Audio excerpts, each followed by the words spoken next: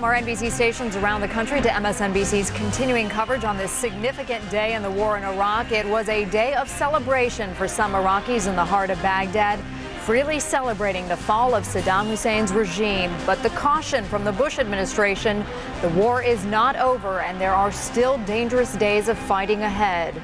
It is now midnight in Baghdad, 4 p.m. on the East Coast, 1 out west, and this is MSNBC's live continuing coverage of Operation Iraqi Freedom.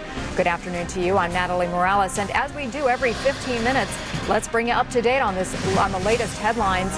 You may have heard Defense Secretary Donald Rumsfeld said a few minutes ago that we had a good day today, and no serious trouble has been reported after nightfall in Baghdad, where the power remains out in large parts of the city. It was feared that Iraqi fighters could stage attacks under the cover of darkness after U.S. tanks rolled into the capital today and liberated much of the city. Those tanks were welcomed with open arms by many Iraqis who waved American flags. They also cheered and they thanked President Bush. Thank you, Mr. Bush. We very like Mr. Bush. Mr. Bush, okay. The White House says that President Bush was watching television coverage today as that statue of Saddam Hussein was toppled over in the center of Baghdad. The president called it an expression of power and freedom. Other than that, the White House has been expressing only caution about today's events in Baghdad, again saying the war isn't over yet. And a reminder that we bring you the headlines every 15 minutes here on MSNBC and anytime on the web at iraq.msnbc.com. And NBC News we have our correspondents covering Operation Iraqi Freedom across the Gulf region right now. Two of our correspondents embedded with the U.S. military are now there inside of Baghdad. We're going to be hearing from them coming up. Well, just how did the Marines get into the center of Baghdad and what is next in the fighting? Retired Army Colonel Jack Jacobs is in the war room with our Military Minute. Colonel Jacobs. Hi, good afternoon. You know, you could ask the same question about the 3rd Infantry Division, which started out down at the airport here and wound up, surprise to everyone, out at the presidential palace. And the same thing is true of the Marines, who started out after a fight at al-Rashid Air Base. And the next thing you know, they're in the center of Baghdad. Did they just drive up there on their own volition? No. As a matter of fact, these plans were worked out well in advance. When a military unit is given an order to move, it is not just given an order to move to seize a particular objective and then stop. Typically, it's a wide-ranging plan that calls for them to seize an objective and then to seize other objectives on the way on order, and that's probably exactly what happened to both units. They met little or no resistance, radioed back to the command headquarters at Brigade for the lead battalions, and they were given the order to continue the attack to the next objective and the next objective and the next objective. And as a result of that, we saw a surprise of major military units in the center of Baghdad, where just before they had been in airfields some distance away. So they didn't just move on their own volition, all orchestrated out from start to finish. Back to you, Natalie. Colonel Jack Jacobs, many thanks. And night again has fallen in Baghdad, but a scene of jubilation there continues. U.S. forces continue to encircle the Iraqi capital, and scores of Iraqis are tearing up posters of Saddam and tearing down huge statues of the dictator. MSNBC's chief foreign correspondent is in the heart of the action. He is near where scores of Iraqis spent hours taking down that massive Saddam statue, which the world watched in total awe. Bob, what is going on there right now? Right now, it is an eerie ghost town, much like Kuwait City after its liberation. Every single light you can see here is out. The streets are black and empty. There are not even any military vehicles along here. There have been some aluminum rounds overhead, some light machine gun fire. Otherwise, probably the quietest night anyone has seen here in a very long time. But a dramatic day as the U.S. Marines drove their way into Saddam Hussein's city in East Baghdad. Crowds came out yelling and screaming, "Go, go, USA! Go, Bush! Yes, Bush! Yes, yes, Bush!" Minutes later, of course, they were asking for water because there was none. They complained about sewage backing up in the streets, no electricity. They worried about their futures, about what they would do for medicine for their own children. And then the looters came. Thousands of them going into cigarette factories, electrical factories, going store by store as it became apparent that civil order had disappeared. Mid-afternoon, I got word from MSNBC, world headquarters, that downtown Baghdad. The statue of Saddam Hussein was being pulled off. There were U.S. tanks there. Would it be possible to make my way there? The U.S. Marines, the 1st Battalion, 4th Regiment came to the rescue. They pushed through here, drove me through multiple checkpoints around many different firefights. Finally to the Tigris Bridge. They dropped me off in a very sort of lonely section of town. I did take a cab then through the last mile or so with people again in the streets. It looked like Paris 1944. V for victory, yelling, screaming, trying to hug and kiss me. I came upon a U.S. Ranger and upon several U.S. Marines around the town square said, "Welcome to Baghdad, Dr. Bob." And then of course came up here where the NBC crew that has been here at tremendous risk to their life and limb had waited for all the months of this war. It was a great reunion, terrific to see them, and just an amazing job that they have done despite tremendous danger here in the Iraqi capital. Bob, that said, all the celebration and the jubilation, there is also, as we've continued to hear from Washington, a lot of danger still ahead. And in fact, as those crowds were celebrating, there were also reports of some sniper fire in the area. Are you hearing any continued resistance or seeing continued resistance there on the streets of Baghdad? Yes, very much so. In fact, I was tremendously surprised when I had a call from MSNBC saying that it would probably be possible to make my way down here because there's still days of fighting the Marine commanders had lined up, going meticulously really by series of blocks. Tomorrow morning again they will have U.S. Marines out on the street, foot patrols, for fear of putting larger vehicles that could be hit by rocket-propelled grenades from the roof. Very afraid of snipers. Unfortunately, yesterday there was a death in the company that I was with, which is 4th Battalion, 1st Marines. He was shot in the back, went through his armor plate, and unfortunately, despite our very, very best efforts, he did lose his life. So lots of fighting ahead, but to be clear, and many times it's sort of hard looking at this as a distance to see whether or not there's any question about who will win this campaign. It's very clear that the Marines have met every single objective, and that they will meet their final objectives, and they will clear everything, and that they will basically control everything that they want to in East Baghdad, and now, of course, the big surprise, right here into the center of town. None of us knew it was part of the plan. As Jack Jacobs was said, military commanders will phone in, say they've reached one objective, and then they'll move to the next. And of course, this the most surprising objective of all. I honestly didn't expect to be here for a week. Now, I know there's been a lot of sort of naysaying about the military plans. That we were with, the U.S. Marines, were very forthright from the beginning. They expected a hard fight. They expected lots of resistance. They had interpreters, civil affairs teams. They expected they'd have to do a lot in these villages. Their human intelligence resources played a tremendous role in ferreting out the Ba'ath Party members, getting them out of town, reassuring villages that things would be fine. And the PSYOPs operation, one of the greatest triumphs of all. Dropping leaflets in the streets, taking over the Iraqi airways from overhead C-130 special ops planes.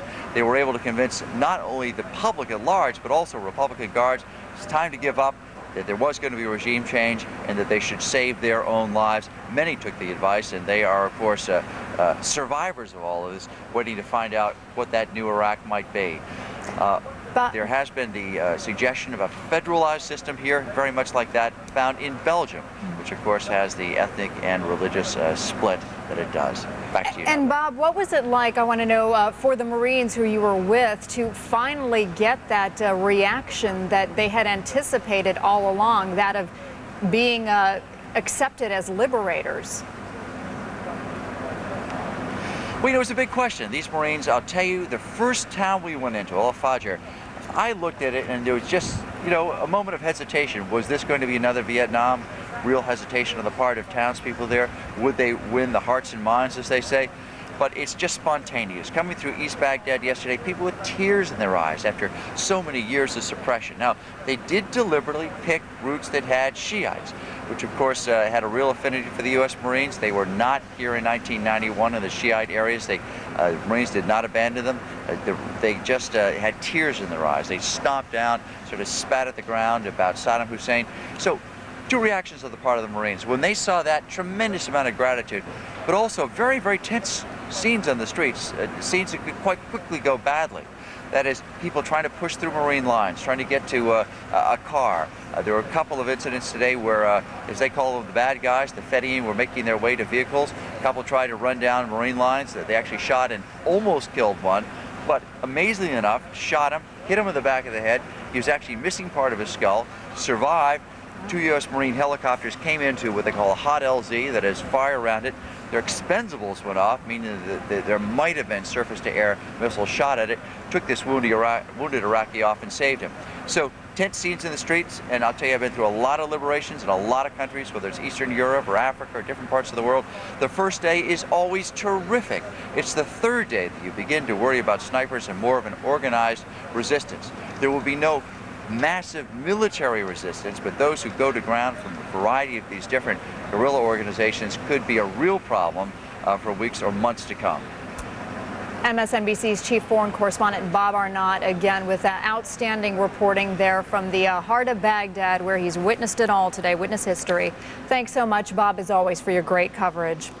Defense Secretary Donald Rumsfeld is calling it a good day, but again, he cautions Saddam Hussein still needs to be accounted for along with his sons. Joining us now from the Pentagon with the very latest, NBC's Carl Rochelle. And Carl, what is the Pentagon saying about today's advances? Well, Natalie, they think it's a good thing. By the way, I must tell you one observation listening to Bob Arnott. The idea of him going 250 miles through the desert, 275 miles through the desert with the Marines and getting to Baghdad and taking a cab across to the NBC operation was just a fascinating concept in my mind. But that shows you how things have changed over that. Baghdad is reasonably quiet. It's an area that they have had looting and celebration in today, but it is still not safe. And that's one of the points that they made here at the Pentagon time after time after time, that it is not safe. There are skirmish areas going on, and to the north and areas like Tikrit and Mosul and Erbil, there is still fighting going on. But Secretary of Defense Donald Rumsfeld, who held a briefing here and then went to Capitol Hill to testify, talked about what kind of day it was in terms of the Pentagon. We had a good day today. However, it is not over. There's going to be a lot of difficult work left, dangerous work, and there will be additional fights. Let there be no doubt about it. And while it's wonderful to see the faces of the Iraqi people being liberated and to feel the joy they have to feel to be free of that vicious regime, nonetheless, the task that the terrific young men and women on the ground there are performing isn't over. It is not over, and they continue to do a couple of things. They continue to try to ensure what happened to Saddam Hussein, the secretary echoing what we have heard off and on for the last couple of days. No one knows for sure whether he is dead or alive. Reports that he may have been only wounded and moving on were discounted by senior administration sources I talked to, saying if he was indeed in that area that was bombed, he was likely killed in the bombing. If he's out, he probably was out somewhere else, but nobody knows for sure where he is, and we are told they'll continue to look for him. Secretary Rumsfeld suggesting that he was either hiding or cowering in a tunnel somewhere or dead. Syria, the secretary said Syria continues to be a player in this, that they are accepting Iraqis who want to escape across the border into Syria, and there are Syrians coming in, and he suggested they may also be sending those night vision goggles across, that night vision equipment. Weapons of mass destruction, they still haven't found any. The secretary called on the citizens of Iraq to help them uncover and turn these weapons of mass destruction over. Natalie, he said that didn't have to have them to justify the war, but it would be good to find them if they are there and keep them out of the hands of terrorists. Natalie. NBC's Carl Rochelle at the Pentagon for us. Thanks so much, Carl. Well, it is now 1:15. Let's bring you up to date on what is happening right now in Operation Iraqi Freedom. Nighttime now in Baghdad. During the day, U.S. tanks rolled into the city and the jubilant celebrations there in the streets. But the White House and the Pentagon again cautioning that the war isn't over yet, saying there is still fighting ahead. The situation in the city is a mix of chaos, celebration, and still pockets of resistance. One of many symbolic images, though, of Saddam Hussein's regime set on fire. Also earlier, a huge statue of Saddam Hussein brought down by Iraqis and American soldiers. One of the big jobs right now is policing the city. Senior U.S. officials say there is a total lack of central authority in the city right now. There are reports of widespread looting. People have been stripping businesses and government buildings. And apparently plans are already being made for a meeting of liberated Iraqis and Iraqis from outside the country. The meetings are intended to be a forum for Iraqis to discuss their vision of the future of Iraq and their ideas regarding the Iraqi interim authority. No word yet on exactly when or where this meeting will take place. Coming up next here on our continuing coverage on MSNBC, reaction from Iraqi Americans to today's scenes of jubilation in Baghdad. Stay with us.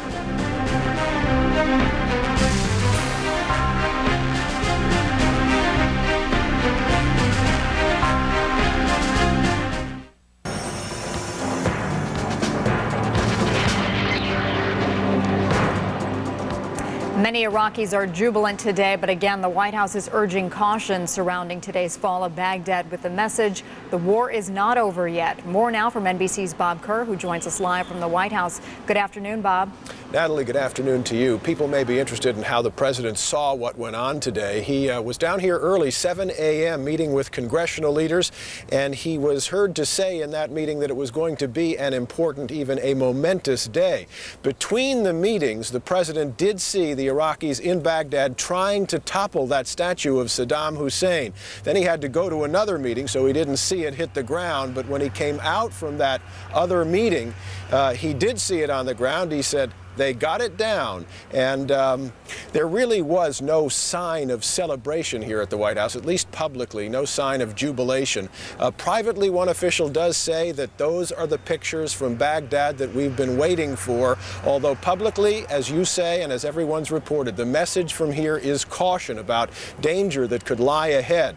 For his part, the president was not even out front in public today, appearing only before still cameras with the president of Slovakia. So it was left to Vice President Cheney to be the messenger and to signal a sense of vindication, though, that is really felt throughout this administration. The conclusion of the war will mark one of the most extraordinary military campaigns ever conducted. It's proceeded according to a carefully drawn plan with fixed objectives and flexibility in meeting them. In the early days of the war, the plan was criticized by some retired military officers embedded in TV studios. But with every day and every advance by our coalition forces, the wisdom of that plan becomes more apparent. Now, the word here at the White House is they still do not know whether Saddam Hussein is dead or alive. Ari Fleischer was asked here, well, will the U.S. let him leave Iraq, even to seek medical care in some other country, if that becomes necessary and if that's something Saddam Hussein ends up trying to do? The answer, no. The president gave him his chance to leave, and he didn't take it. Natalie, back to you. NBC's Bob Kerr live for us at the White House. Thanks, Bob. Sure. Well, there's not just cheering in Baghdad today. People also in Dearborn, Michigan, also waving Iraqi flags and celebrating the arrival of U.S. troops into the center of Baghdad. That is because Dearborn, which is outside of Detroit, is home to possibly the largest concentration of Iraqi Americans. Paula Tutman from our NBC affiliate WDIV in Detroit joins us now live. And Paula, it was so interesting to see the reaction there, how this community really was celebrating what happened worlds away. Natalie, it was amazing. Now, as you said, Dearborn has a huge Arab and Chaldean population, Chaldean being Christian Iraqis. And we were standing on the street, and there was absolutely nothing going on at all. And within about 5 minutes, I mean, honestly, it seemed like as soon as that statue came down, then people just poured into the streets. Iraqi expatriates, Muslims, and Christians alike. It was incredible. Saddam! No more Saddam! No more Saddam! Women cried, men kissed, and a poster of Saddam Hussein was beaten and torn into shreds. Not on the streets of Baghdad, but here in Dearborn. All part of the extreme, spontaneous response to the toppling of not just a statue, but a regime. We're hoping for a free Iraq, and we get to go back to our home country. What was it like for you when you saw that statue coming down? Well, I feel this is Saddam, he's coming down. That's what I feel, really. For those who fled Iraq in fear many years ago, who don't speak English still, how do you mistake the feeling behind these words? I want you, farha, happy. Expatriates literally wrap themselves in the American flag. Thank you! This is the last hours in his life. That's That's it. The time is over now. The game is over. Police blocked off areas for the spontaneous party to take root. Commerce came to a standstill. Well, I need to get over to Brownstown over at Ford plant. I got a time window, and I'm running a little late. Right now I'm caught up in it, but I'm having fun. Police blocked streets. Emotions were at a frenzied pitch that lasted well into the afternoon. All Iraqi people happy, you know, because Saddam is gone. That's it, no more Saddam. Well, now, Iraqis here have been talking about L Day or Liberation Day for some time. I think they just didn't realize it was going to happen today, and certainly when it did, when they saw that statue come down in the middle of Baghdad, then they just rather poured into the street. This kind of celebration, perhaps not quite so spontaneous. They're actually planning to come back here at about 5 o'clock this evening to have yet another rally, a really popular item right now. Take a look at this flag right over here. Brian, if you can look at this flag right here. Okay, no, that's not the one, because I can see the Iraqi writing. They've actually handmade flags. The original Iraqi flag that does not have the Arabic writing that Saddam Hussein put on the flag. It said, "God is great." And that's that Iraqi writing that you see in the middle of the flag. They've actually handmade the original Iraqi flag, and that seems to be a very popular item right now. Obviously, a lot of very happy people. They haven't talked to their folks back home yet, but clearly they're very happy about what's going on over in their homeland. Back to you, Natalie. Paula Tutman with our NBC affiliate, WDIV, in Dearborn, Michigan. Thanks so much, Paula. You bet. Joining us now in Washington is Katrine Michael, an Iraqi exile, a victim of chemical bombings by Saddam's forces. She fled Iraq in 1988 and has been living in the U.S. since 1997. She is also a leading advocate on behalf of Iraqis persecuted by Saddam's regime. And Ms. Michael, I understand you still have family north of Mosul. Have you heard any word on their conditions right now? Yes. Before yesterday, when my village was liberated, I was able to get a phone number of the troops, and I called the guy, British guy, and I told him I want to talk to somebody local from Al-Qosh. So he let somebody to talk to me, and I asked about how the situation there, how my family is doing. They said they were very good, and there was no any fighting, no any resistance from my village. Just they asked Fidai Saddam to leave the village, and the troops and the Peshmerga, Syrian Peshmerga, they entered the village. They were very peacefully, and they were very grateful. Greeted by the people. Certainly good news. As a victim of the chemical bombings in '88, what was it like for you today seeing those pictures from Baghdad as well as in Sulaymaniyah, where the Kurds were celebrating the fall of the regime? I had in my feeling, I don't know, is this a dream or this is truth? Or I'm going to see my family, because my family, they don't know me and I don't know them since I left Iraq, since I left my village 1976. I haven't seen my family. I want to see my family. Katrine Michael, I'm afraid, unfortunately, our time has run out, but certainly enjoyed speaking with you and getting your perspective, and many best wishes to your family as well, who are still in Iraq right now. Appreciate it. Thank you. When we come back, we're going to get more reaction from Hardball's Chris Matthews right here on MSNBC. Stay with us.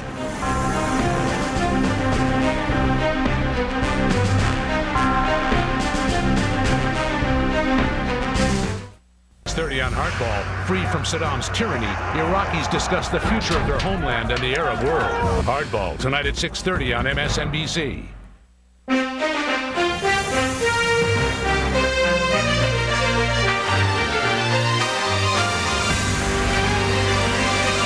This is MSNBC's continuing live coverage. I'm Natalie Morales. It is now 12:31 on Thursday morning in Iraq. And here's what's happening right now. Both the White House and the Pentagon are cautioning the war in Iraq isn't over yet. They point out that while much of Baghdad has been liberated, some important northern cities remain under Iraqi control, notably Kirkuk and Tikrit, Saddam Hussein's birthplace. It was, though, a remarkable scene in Baghdad today as U.S. tanks rolled into the center of the city and were greeted by the cheers of Iraqis. They were also celebrating their own freedom after decades of oppression under Saddam Hussein. Perhaps the greatest symbol of that, they toppled this giant statue of Saddam Hussein in the center of Baghdad after tossing a rope around the neck of that statue. The scene has been compared by Defense Secretary Donald Rumsfeld and others to tearing down the Berlin Wall. We bring you the latest headlines every 15 minutes right here on MSNBC and anytime on the web at iraq.msnbc.com. U.S. officials say that despite the presence of U.S. troops in the center of Baghdad, the fighting is not over yet, and retired Army Colonel Michael Brown is in our war room to explain what still lies ahead. Colonel Brown, good afternoon. Good afternoon, Natalie. Thank you. It's day 21 of Operation Iraqi Freedom, and the regime has been crushed in Baghdad. But again, follow-on forces to support the fight. What I wanted to do was to paint a vignette for you for the 4th Infantry Division Mechanized that is flowing into Kuwait at this point in time. They're going to arrive and start loading onto heavy equipment transport trucks. They will most likely be trucked north along the route. We'll have to have a staging point in terms of getting off these vehicles. They will have been uploaded with ammunition, full tanks of fuel, and be able to get close enough to the fight in order to be within striking range. They are going to bring decisive combat power into the theater and be able to take care of any remnants that we have up in Tikrit. Back to you, Natalie. Colonel Brown, many thanks, and that brings up a good point in what is happening in the northern part of Iraq. And on the live line right now from that region, Carl Vick, he's a reporter with the Washington Post. And Carl, where exactly are you? I'm standing on a roof in Sulaymaniyah, Iraqi Kurdistan. So we saw a lot of celebrations there earlier today in Sulaymaniyah as well.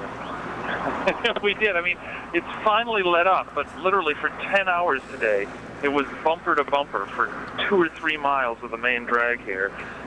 Just, you know, the kind of celebration you're used to seeing in American City after a World Series win or a Super Bowl win. I mean, really, it's just an extraordinary outpouring of joy and celebration from the Kurds, who, you know,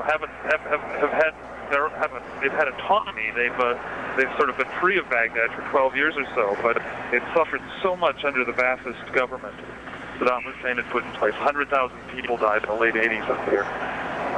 That they were just really overcome with the belief that this government was ending.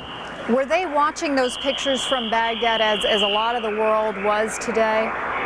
Yeah, they were. The crucial thing is that they have satellite TV here, and the rest of Iraq doesn't. So we don't know what the rest of Iraq knows. But in the autonomous regions here, they've got a lot of freedoms that the Baghdad government hasn't allowed. So they were watching the scenes from Saddam City where the Shia were out in the street, and it took about about an hour for it to soak in, and then these streets started to fill up, and it just became this huge party. People were dressing up. I mean, you'd see whole families walking down the street, and the women are wearing these sequined gowns that you wear on special occasions and weddings, and these sort of jeweled vests. The kids are wearing these sequin caps. And it was really quite sweet, and it's fun to be around. A true celebration there in Sulaymaniyah. Good to hear from you, Washington Post Carl Vick, and joining us on the live line. As always, we like to bring you the reporters and their accounts as soon as we can. Now to get an update on how things are going at Central Command, we go to NBC's Rob Morrison, joining us from CENTCOM headquarters in Doha, Qatar. And Rob, those dramatic pictures certainly playing out there as well. What comes next, though? Well, it's amazing how quickly the attention turns to what's next. Everyone here at CENTCOM today watching those dramatic images unfold, but they're being very measured in their response to it. They say this is just one step in the overall battle, the overall war, Iraqi freedom. Tonight, they say, on the streets of Baghdad, the Marines you saw rolling in today and the soldiers from 5 Corps that have been there already, we're told, are out there patrolling the streets, trying to expand their areas of operation, while at the same time keep some semblance of order on the streets, because as we now know, there's really no police force or anything like that on the streets of Baghdad. The regime is gone. So that's kind of a dual role these young soldiers and Marines have to play, and it's something that CENTCOM officials say they are able to do. Another thing CENTCOM officials are pointing to are the supply lines in and out of Baghdad. They say they wouldn't be able to have these soldiers and Marines inside the city, staying in the city, flowing more troops into the city and expanding their areas of operation if they didn't have good, secure lines of communication and lines of supply. So that's something they're talking about and something they seem to be very pleased with. As far as what happened today, as I mentioned earlier, they say it was definitely an important moment, but they're not the moment. They say there's more fighting ahead in Baghdad as well as around the country. And one instance they point to illustrate that is as we watch these dramatic pictures unfold, and we're watching them now, the Marines involved in pulling down the statue, well, there were other Marines 2 or 3 miles away in Baghdad who were involved in a fierce firefight with elements from the Special Republican Guard unit. So they say it is not a secure city right now, but it is something they are working towards. And as far as what is next, the one city that seems to come up first and foremost in any discussion is Tikrit. It's 100 miles north of Baghdad. Saddam Hussein has many supporters and many relatives in that city. And we're told by Central Command officials that it would be a logical place for them to try to reestablish the regime or reestablish their command and control. Now, we know there are special operations forces that are at work up there and have been for some time. We also know there have been airstrikes going on up there. And as the colonel was mentioning a little bit earlier, the thinking is that the 4th Infantry Division that's being assembled now in Kuwait will speed towards Tikrit, and they will get involved in that fight up there very soon. Natalie? And Rob, Defense Secretary Donald Rumsfeld also said today that Saddam Hussein and his 2 sons have to be yet to be accounted for. Are we hearing anything new on that attack on their home that they were at in Mansour? Well, there was a report today from an Iraqi opposition group that said Saddam and one of his sons had been critically injured in that, and they were trying to get him to Syria, and that another one of his sons has been killed. However, that report was unconfirmed, and it was looked at a bit skeptically because of where it was coming from, an Iraqi opposition group.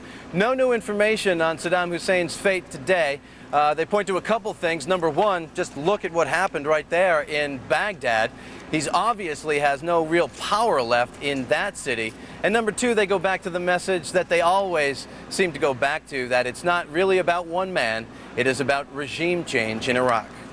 NBC's Rob Morrison live at Central Command from Doha, Qatar. As always, thanks, Rob. As we have seen, the reaction of the Iraqi people was overwhelming as the U.S. tanks rolled into Baghdad today. Also here in the U.S., Iraqi Americans took to the streets in celebration. But among the celebrations, caution by U.S. officials that more battles lie ahead as the north of Iraq is not yet secured. And for more on today's events, we now turn to Washington, D.C. and Chris Matthews, host of MSNBC's Hardball. Chris, good to see you. Hi, Natalie. A lot of comparisons today to the fall of the Berlin Wall. And certainly as I was watching the coverage today, that's what it felt like. Is that a fairly accurate comparison?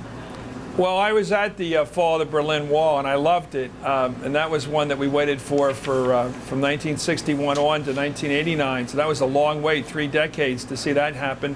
This one, of course, was not anticipated for so long.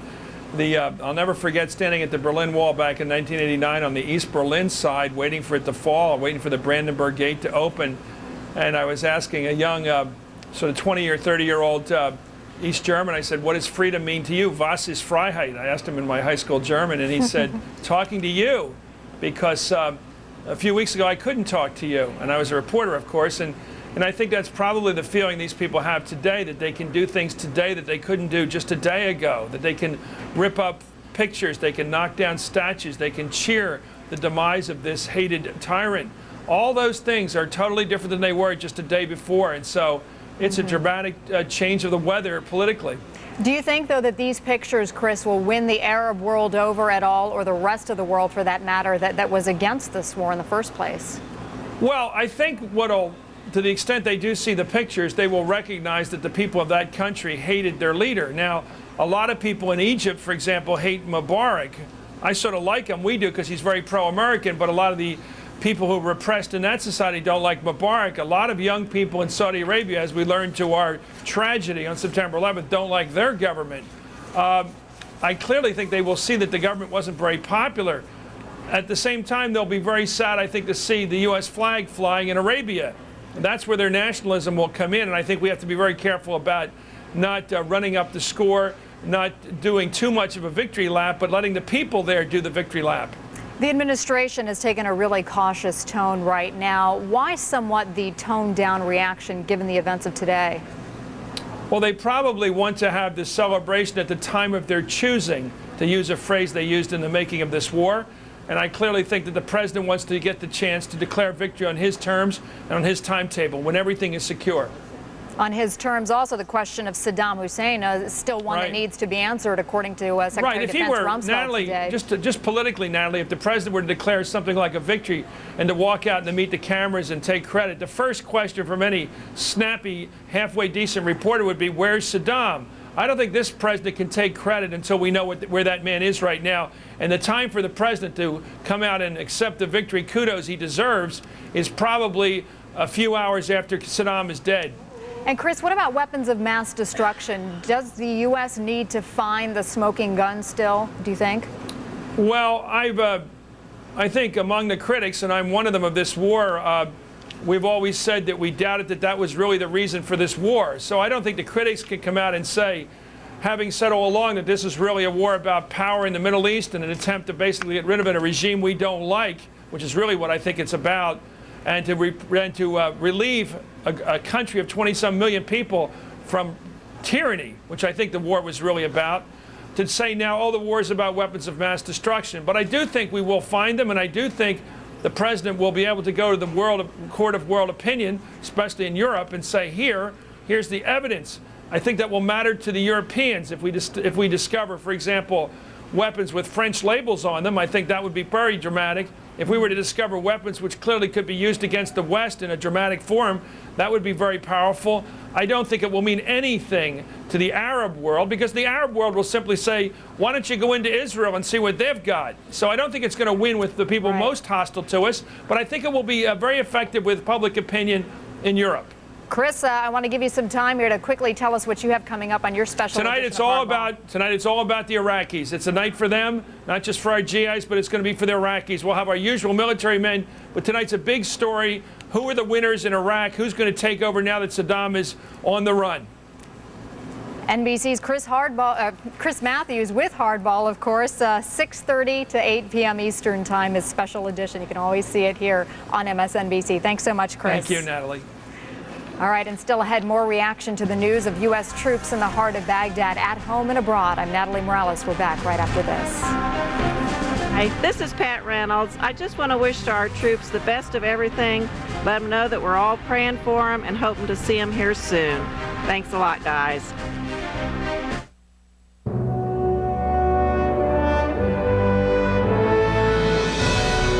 The world has witnessed the skill and honor and resolve of our military in the course of battle.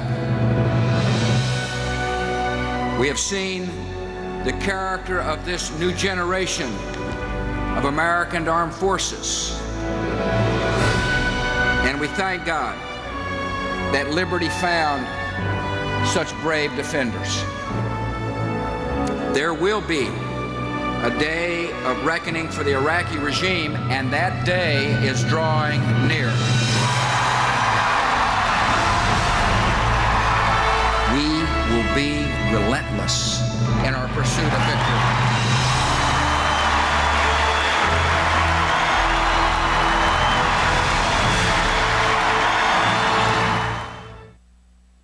People who have been defending Saddam Hussein. Airstrikes aimed at Baghdad will steadily increase. Heavy gunfire coming from the tops of the building and also from the windows. Most dramatic episode so far in this war in terms of U.S. Marines saving their fellow Marines. They're doing a tremendous job. I'm just glad we had a satellite phone to hand to him so he could call you. Just wanted to call him, talk to you. I'm okay. Wherever the story goes, we'll take you there. MSNBC.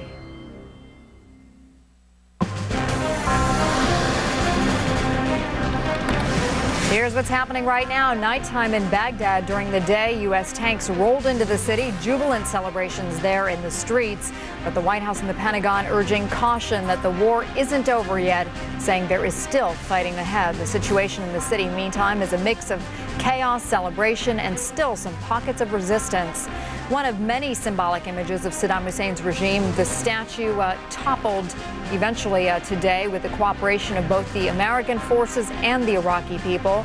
The president apparently watched this scene with interest, and Iraq's UN ambassador had this to say to reporters outside of his residence in New York today. The game is over. We hope the peace will prevail, and that's all what we hope. It is the first admission by an Iraqi official that U.S.-led coalition troops have overwhelmed Iraqi forces. And one of the big jobs in Baghdad right now is policing the city. Senior U.S. officials say there is a total lack of central authority in the city right now. There are reports of widespread looting, and people have been stripping businesses and government buildings. Is Saddam and his regime history? He is, according to our next guest. We now go to Washington and Nijar Shimdeen. He's the representative of the Kurdistan Democratic Party to the United States and the UN. Mr. Shimdeen, how are today's events playing out in Kurdish communities? We saw the scene in Suleimania, but what else can you tell us about reaction? Jubilation, happiness. Everybody can't believe that this is a new page in history beginning. After so many years of tyranny and hardship, especially the Kurds, during the past 12 years while they were building their civil society, there has been this big question mark looming overhead, not knowing when Saddam's regime will come and attack them again. And now that fear is gone, it's over. And hopefully they will get serious and not think of going to Europe or anywhere else for the sake of their children seeking safety havens. This is great news for everybody. Is there still, though, somewhat a question mark not knowing the fate of Saddam Hussein or his sons right now in your mind? There is a question mark that he's a survivor, of course, unless it is 100% sure that he is dead. People will still have a slight fear about his whereabouts and that he might have a surprise comeback, but hopefully that will not happen. We've been talking a lot about what happens next. Are you concerned at all about the next couple of days with no government in power right now and apparently looting going on the streets? Well, we hope that the Marines and the other forces will try their best to keep to a minimum whatever looting or bad behavior takes place. It is important that they keep it secure so that the people who are enjoying their party and jubilation, they don't suffer also from the negative outcome. What do you expect politically now for the future of Iraq? Do you expect, we've been hearing a lot about the Iraqi opposition leaders, Ahmed Chalabi being the one that seems to be the man in waiting, the leader in waiting. Do you expect that he will have the key role there in Iraq? I expect that there will be an interim government based on the negotiations that took place by the group of opposition in London and in Salah ad-Din, and the Iraqi component will be formed from the people in the diaspora as well as the people from inside Iraq who will come forward again, and together we will form the interim government, and they will be supported by the coalition and the United Nations. And how will your group, the Kurdistan Democratic Party, be represented in that new government? Kurdistan Democratic Party as well as the Patriotic Union of Kurdistan are part of the opposition, and they're part of the formula. All right, Mr. Nijar Shimdeen, thank you so much as always for being on with us for that extra insight. Appreciate it. Thank you for having me. Pictures coming out of Baghdad today were worth 1,000 words, and they were loaded with symbolism. The jubilant Iraqis tearing down that mammoth statue of Saddam Hussein in the center of the town and then dancing in the streets and hitting the head of that statue with their shoes. But for the families of the prisoners of war being held in Iraq, it is a bittersweet sight. 5 of the prisoner of wars are now with the 507th Maintenance Division, which is based at Fort Bliss, Texas. And NBC's Clay Wright is live at Fort Bliss right now near El Paso with more. Good afternoon, Clay.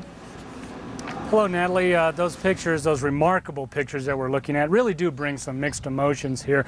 Of course, the people here want their soldiers to come home. There are some 4,500 from here at Bliss in the conflict over there, but at the same time, there are those 5 American POWs that we've talked about.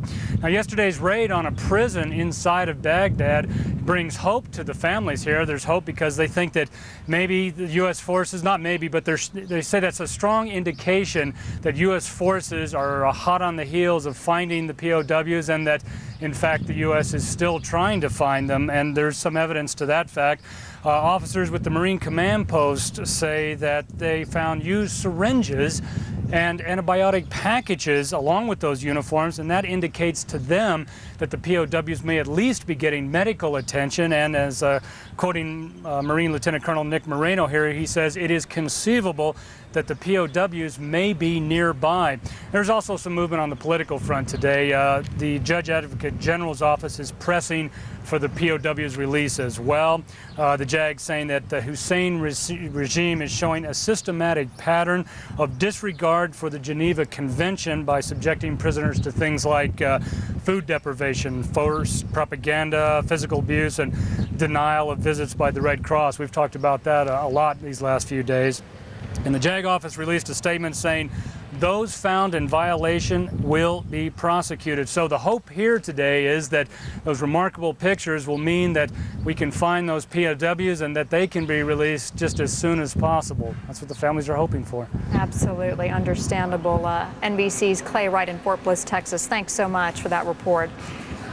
We do want to take a moment now to contrast the video that we were showing you yesterday at this time with what has been happening all day today. Take a look at this. On the left side of your screen, you're going to see what was happening yesterday. U.S. tanks fighting to take control of a key bridge, that A-10 Warthog plane attacking Iraqi buildings. And there you see on the right-hand side of your screen what was happening today. The crowds cheering in the streets of the Iraqi capital as the tanks drove into the city there and made their way to the heart of Baghdad, where that statue of Saddam Hussein was eventually toppled today, alongside Iraqi and as well as the American and coalition forces taking part in bringing down that statue. What a difference a day makes.